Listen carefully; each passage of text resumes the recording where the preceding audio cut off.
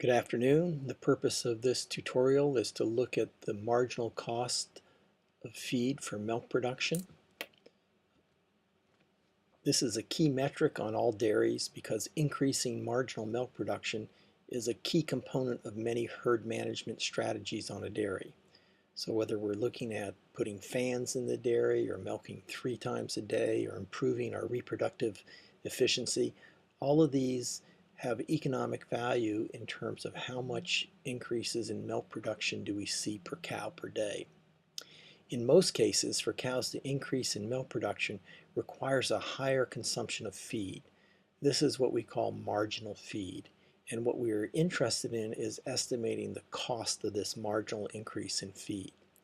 The cost of this marginal feed intake can then be used to estimate the value of interventions where improved milk yield is in play. Now there are 3 basic ways that one can calculate marginal feed cost of milk production. Perhaps the simplest is to look at the difference in milking cow ration costs versus dry cow ration costs, taking a difference between those and dividing that by the average milk yield. Note in this case that we're using the dry cow ration cost as an estimate of the maintenance cost of a cow. Another is to perform a weighted regression on milk yields and ration costs for pens of cows. So this is at play when we have herds that have multiple pens. We have information on what their feed costs are per pen and what their milk production performance has been. What we can do is perform a weighted regression on that data, and the slope of the regression line will be an estimate of the marginal feed cost per pound of milk. Now we use a weighted regression because the pens often differ in terms of the number of cows that are in the various groups. We can even include the dry cows with 0 milk production as part of that data set.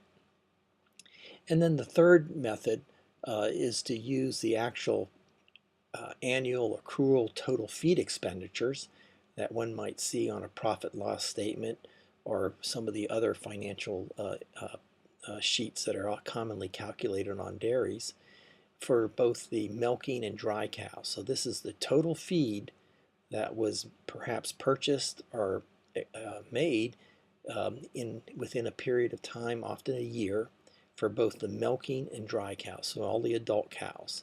And then we adjust that figure for maintenance by looking at what's the total number of average cows in the herd times an estimate of maintenance costs. Again, we use the dry cow ration cost for this.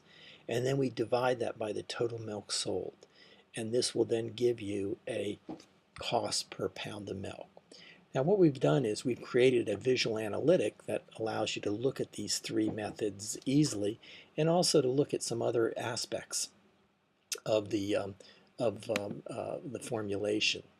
So here on this analytic I have the over here on the left is where one can enter in the milk price. What's the dry cow ration cost? In this case I have it at $1.80, and of course one can move these sliders to whatever figures you want. And then what the milk level is of the herd. In this case we have it at 80 pounds. I'll move this back up to $1.80, $1.90. The program estimates what the dry matter intake would be based on NRC, and then one dials in what the ration cost is. So based on what you put in for the ration cost, the program will then calculate what the marginal cost per hundredweight is. So in this case, the marginal cost per hundredweight of marginal milk would be $6.50 or 0.065 cents per pound of milk. This is perhaps the simplest way to come up with an estimate. The second method is where we perform a weighted regression. Down here I have a table for a herd that had different groups of cows, and we knew what their milk performance was. We knew what their feed intake ration costs were, and we also knew the number of cows in each group. Down here we had 0 cows or 0 milk levels for the dry cows and the number of cows that were in that group. And up in the graph you see a plot of those points. And what this program does is it fits a weighted regression line and tells you then what the slope of that line is. One can also look at one can enter data for that herd, for a new herd, by just simply clicking on the enter data, and then when you put in data here, you can look back at the graphs and estimate it for a herd. Now the third method that I mentioned is where we look at the actual accrual feed costs for a herd. So one enters in the total number of hundredweights that are sold, perhaps on an annual basis for a herd, the average number of milk cows per day that are in the herd. One could get that from DHI data. An estimate of the dry cow ration cost, in this case I have it at $1.80, and the total feed cost for the milking herd from your accrual record. So this would be the total expenditure of feeds actually used during which period of time you sold these hundredweights of milk. What the program does is estimates a reduction in the feed cost due to maintenance based on the average number of cows and the maintenance cost per cow, and divides then that difference by the total milk sold to give you a marginal feed cost. So from these three methods, one can come up with a pretty good estimate of the marginal feed costs associated with making an additional pound of milk. And what this allows you to do then is to look at other aspects. So if we click on ration here, this allows us to compare an alternative ration strategy. So here, this screen here will allow one to look at a different level of milk production and a different ration and compare that to the current strategy that is typified on the left to the alternative. So in this example, we can see that we have an alternative ration which would cost a lot less, going from 710 down to 463, but milk yield would be only at 60 pounds of milk, and there would be a lower dry matter intake. The table below calculates some common metrics that are used in the industry. So we have the purported milk responses for the two different systems, so 80 pounds over here, 60 pounds over here, the milk revenue, the feed cost, the cost per pound of dry matter, the feed cost per hundredweight, and the profit per hundredweight.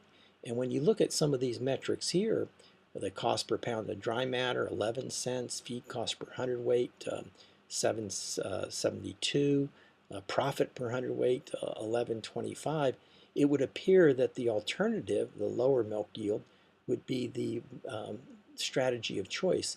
And yet when we look at income over feed costs, we see that it is greatly reduced compared to the current strategy.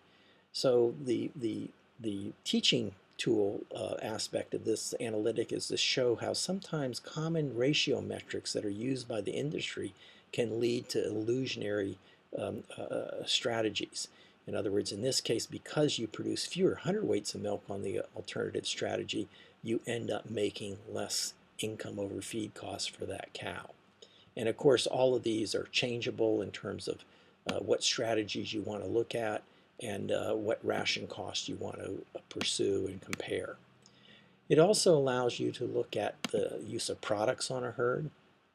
Once we know what that marginal cost of feed is, we can look at the value of a marginal profit, a product. In this case, I'm looking at a product that increases milk yield by 10 pounds. There's a variation, 3 pounds. Maybe we get that from data published in the literature, what the cost of the product is, the estimated increase in dry matter intake, and it works out a simple little partial budget, and then tells you what is the rate of return on product cost, or the rate of return on product cost and feed cost, and then also what's the probability of failure. In other words, what's the probability of response that is below break even, and this is based on the variation that one enters in the up here as the product. So as we increase that variation, make it where the response is more variable, then the risk of a response being below break even increases. So this is a wonderful analytic to look at this very important issue of marginal feed costs. If you have any questions or comments, please give me a call or send me an email at galligan@vet.upenn.edu. Thank you.